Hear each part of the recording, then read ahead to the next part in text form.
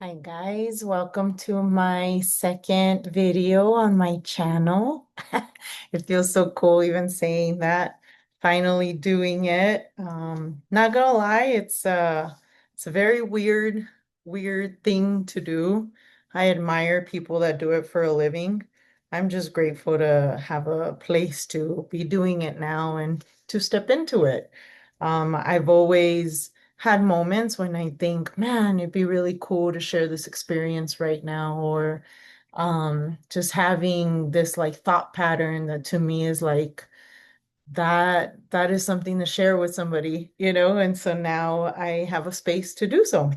What happens with it, I'm at peace, but and letting it be whatever it's gonna end up being, but I'm just really excited to step into this. So let's get to it. What I'd like to take advantage on this second video to do is to step into the reflections, the integration, and just how amazing turning 40 has been. So we are what's today? June 7th. Oh, exactly 1 month. May 7th, it was a Wednesday, and I turned 40 on May 7th.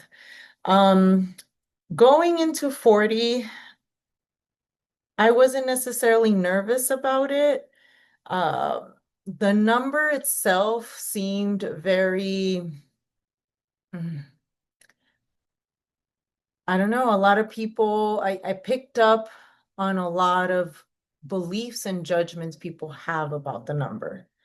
But I think it's evolved from my point of view. It has really evolved within the past like 2 generations, especially within millennials. Okay. I really feel that millennials are making 40 look different, making our 40s look different just in general. For example, one of the things that really stays with me is I remember I saw a post somewhere that had said that the movie, what's that name of it? Father of the Bride, that when that movie came out, Father of the Bride Part 2 or 3, the one where the mom gets pregnant with the daughter. I want to say she was in her 40s.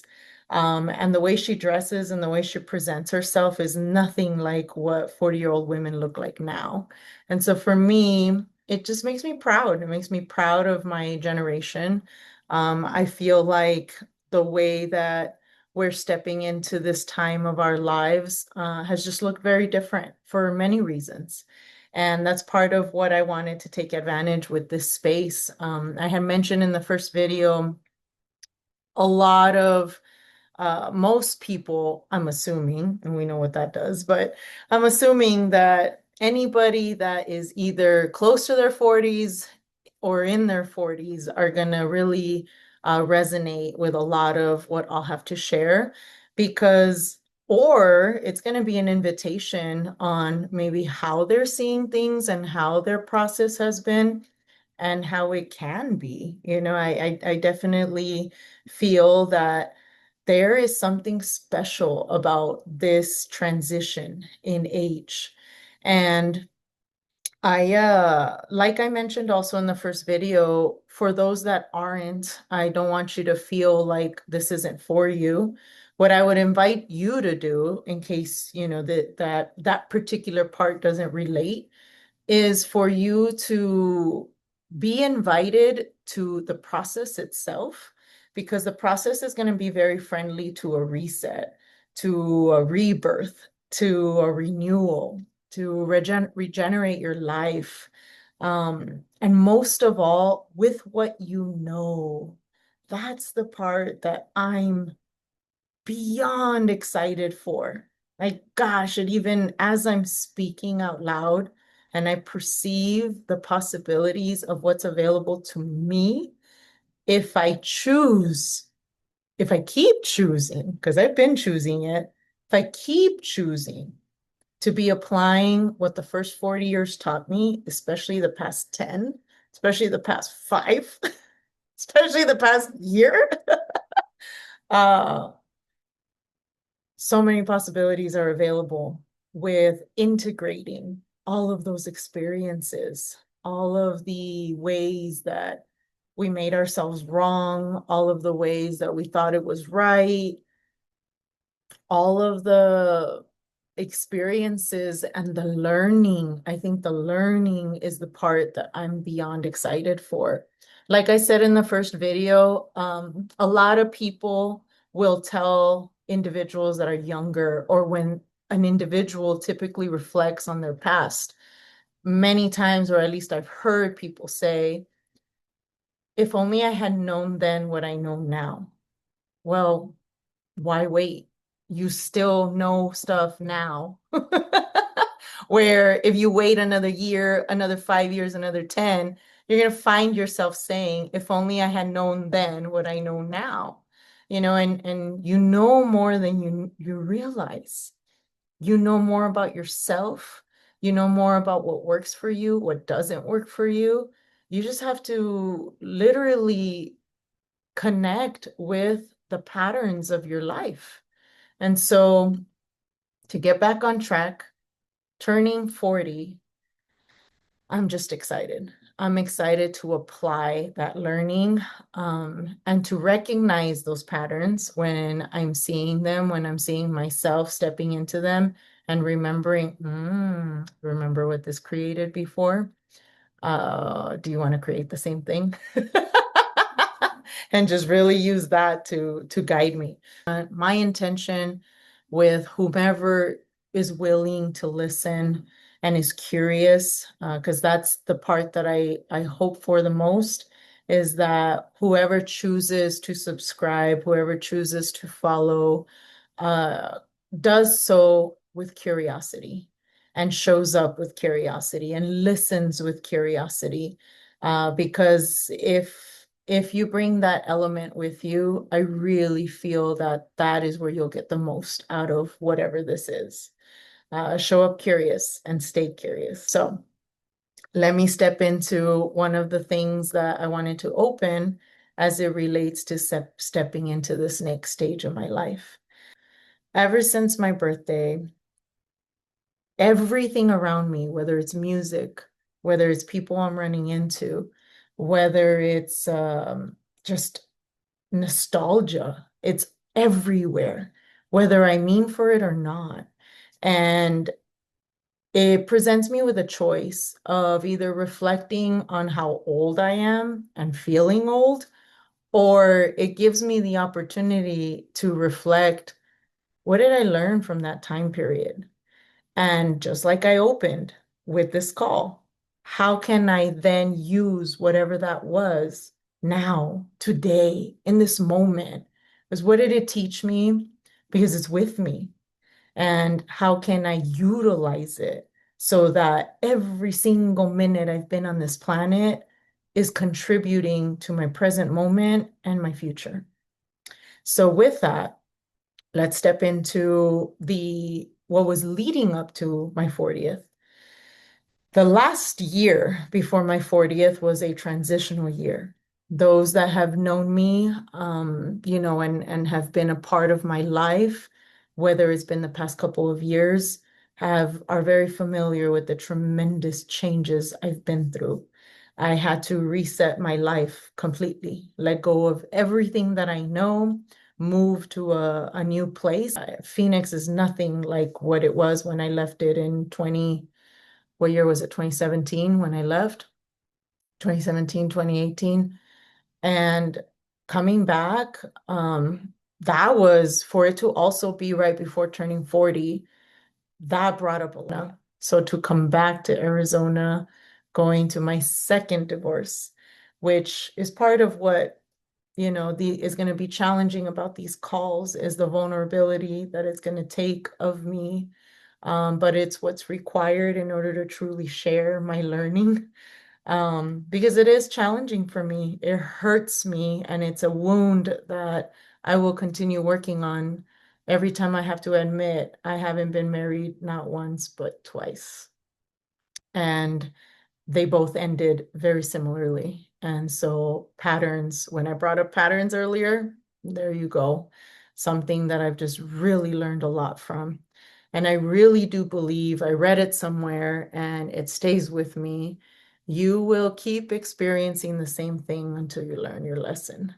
And I learned. I like to think I learned. I don't have it in me. So 39 was me realizing that, like, girl, do you want to do this again in your 40s? Do you want the next decade to look similar to the one before, especially in the area of relationship and more than anything in the area of self-love? So 39 in general, as it was me almost having to put together everything the first 39 years took. It's like I was tested. Like, what do you know? How much do you know? How much do you really know? Are you really ready? You say you've been wanting this. You say you've been wanting to step into this. But in order to step into it, it requires this, this, this, this. So are you really ready? And this is me trying to show myself that I am. And so with that, part of all that regeneration, all that rebirth, all of the, reset of 39, towards the end of 39, it was like November. It was actually Sammy that sent me a message. And she says, no doubt's going to be in Vegas. And I was like, oh, that's awesome, and I, uh, I looked into it and then I couldn't believe it because what's unique about this whole experience and how it kicked off and how it started, I was in fourth grade when I really got into them. And it was when they became famous with Tragic Kingdom. As a kid, I literally would even wear the diamond to school, and for me, all of the instruments that they use, from the trumpets to the drums, like just everything, I was hooked. And so what was interesting to me for it to show up or for them to launch their reunion on May 6th, I'm like, oh wow, that is wild for it to be the night that I turned 40. And I got really excited and I'm like, okay, well, how do I make this work? Because I've obviously been in a place of rebuilding. So I just started asking questions and I just knew whatever it was going to be, I had to be there. And just to give you even a little more background on why it's so special, No Doubt was always a big part of timeline, like a big part of my lifeline, my timeline in my life. Like Tragic Kingdom was in elementary school. Then when I was in middle school, still listening to the album, even though I had been several years old, Return of Saturn came out. And I was really excited about that. And I wear pink hair now. And so when I went to the concert, it was fun that I already naturally had pink hair. And I forgot that that was a big part of her, the way she presented herself during that time with Return of Saturn. And then um, Rocksteady was in high school. So for me, every time I had a major like time or change or time period that was a big part of my like growth, No Doubt would just show up. And it did again. I'm turning 40 and they just showed up, like it was something that was like an opportunity to connect with it again. And then I'm gonna have to do a second video just on the concert itself because the concert was trippy. Trippy. The best way I can put it is it was as if I got in a time machine and I literally got to just type in a number and go back to a certain point in my life because whether it was what was on the screen, whether it was the way she was dressed, the people around me, even when I walked in, like when I walked into the building, it was playing the song 6 Feet Under, which, she talks about today's my birthday. And I get one every year. And so that was playing as I literally walked into the building and I'm like, whoa, like the connection with this entire experience was just unreal. And that's talk in itself. So I'll present that, maybe next on my next video. But my point is, there's something about me stepping into this decade. There was something about closing it and something about opening it. And for it to have had the energy of my favorite band, and then as I listened to certain songs, one thing that's very interesting about Gwen's life and mine, because we're nowhere near an age, but every time she was going through like some sort of breakup or something that was, she had built her lyrics around, it always matched what I was going through. Even if it was my fifth grade self, going through whatever a fifth grader is stressed out with, and whether it was my eighth grade self, like it always matched. It just they are, it's almost like they're in my in the cells of my body and my growth, it's just it's really awesome. But anyway, and hopefully one day I can share this with them, where this reaches them for whatever reason, because they should know. They should really know what they do for people. I don't think people realize, just the impact. I've been even trying to be open to my own impact, and even what's coming. So I really hope that one day they're able to know how much they impacted me and continue to impact me, is what's wild. But anyway, that is what I wanted this next one to be, is just to kick off specifically going into 40 and how different it is and what I've learned and how it showed up. And ever since then, even up till last night, I went to the Rebel Lounge. They did an emo pride night. And to see a bunch of people my age, a bunch of millennials, okay, that I know are like, and even Sammy said it. She's like, what's interesting is I can almost see them in like their business suits, 9 to 5, like, but utilizing this weekend to just like be free and be themselves. It was awesome.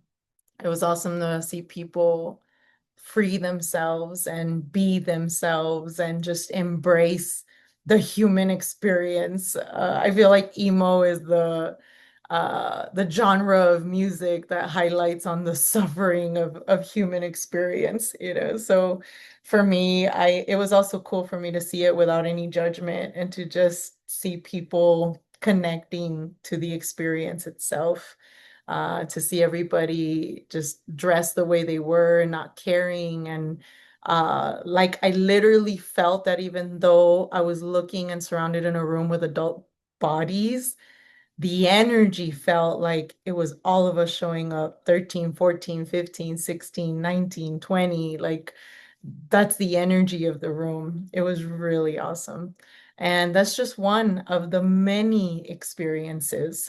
There's so much for me to catch up on that happened in the month of May that I can't wait to share with you guys, because it's been that, whether I meant to or not, it shows up. And when it shows up, I'm just like, oh man, I remember that. I'm just trying to flow with it. And like I mentioned, and I opened this video with, when it presents itself, it gives me the opportunity to ask myself, cool, what did you learn from that? Cool. It's a moment to appreciate. It's a moment to step into gratitude. Um, and it's been quite the experience. It even makes me emotional thinking about it. I'm in love with my life. I'm in love with life. I'm in love with where I'm headed. I'm in love with the space. And I'm in love with this process, to be honest. Um, and it's just great. It's just really great. So thank you. I'm at 22 minutes. I'm gonna go ahead and get ready to close. As we step into the week, the invitation that I leave you with for this call is, what do you want to create this week? The foundation of what I teach, whether I'm in my recovery groups, whether I'm with youth groups, whether I'm on one-on-one with somebody, one of my favorite philosophies that I've learned from Access Consciousness is the idea of everything is based off of you being the creator of your life. And because of that, instead of being embroiled in what's the right choice or what's the wrong choice, it's just, what do you want to create? and what choices are available to you that could start creating that? What can you choose in this moment that can help you step into that? So I leave you with that as we start off the week. What uh what do you want to create? What do you want to create for yourself in this moment? What would you love to create this week? What choices do you need to make in order to start stepping into that and to creating that? What version of yourself? What energies are required? And what possibilities are available to you as a result of you taking the moment to check in with yourself and genuinely see and ask and become aware and connect with what you know. What do you want to create? And so I'll leave you guys with that. For me this week, what I'd love to create is more flow. There's been a lot of changes where I've been, and sometimes I get really caught up in them. I catch myself, and I'm gonna be sharing a lot of that in here. I catch myself in my old patterns. The good thing is now I'm quicker. I'm way quicker about it because I'm very picky with my time. Time is of the essence. I really want this other half of my life to be just all the learning, all of the empowerment, to be the version of myself that I finally know has always been available to me, but I'm ready. I've never been more ready. So it's just really stepping into more of that this week, focusing on myself, focusing on the process, focusing on what I'm trying to create rather than getting caught up in everything else. So that's mine. I look forward to hearing from you guys. Feel free to share it in the comments on what you'd love to create this week. And I wish you guys an incredible week.